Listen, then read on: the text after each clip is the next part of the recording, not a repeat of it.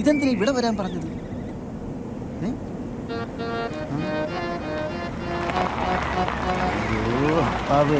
Car കാണുമ്പോഴേ അറിയാം. Hi. Hello. എനിക്കൊരു സ്റ്റൈലുണ്ട്. ഞാൻ എവിടെ ചെന്നാലും അത് പറഞ്ഞോ. Hi. Hello. Hi hi. Hello. Hello. Eid Mubarak.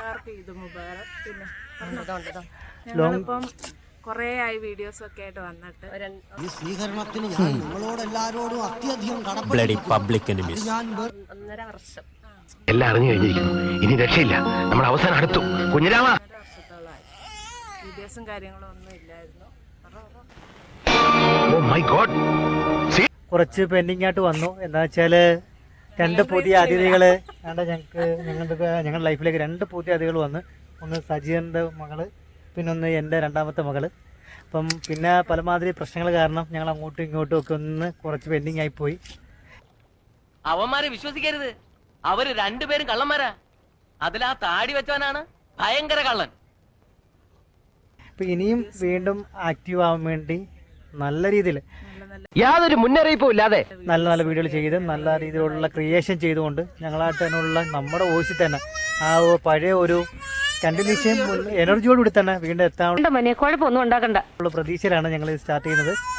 പിന്നെ ബാക്കിയുള്ളവർ പറയും. അല്ല, താങ്കളുടെ അഭിപ്രായം പറഞ്ഞാൽ. അല്ല, താങ്കളുടെ അഭിപ്രായം പറഞ്ഞാൽ എനിക്ക് എന്റെ അഭിപ്രായം പറയാൻ പറ്റൂ. അല്ല, താങ്കൾ പറഞ്ഞോളൂ. എനിക്ക് ഇതിൽ അഭിപ്രായം പറഞ്ഞിട്ട് താങ്കളുടെ അഭിപ്രായം ഞാൻ പറയാം. ഓ, അപ്പോൾ തൽക്കാലം ആരും ഒന്നും പറയണ്ട.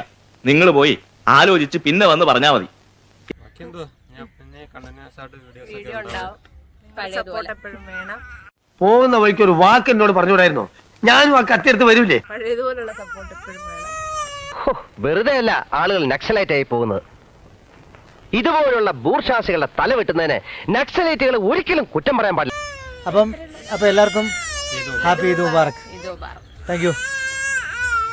ഇനി ഒരൊറ്റ വഴിയേ ഉള്ളൂ. ബോംബെയിൽ നിന്നും പവനായി വരുത്തുക.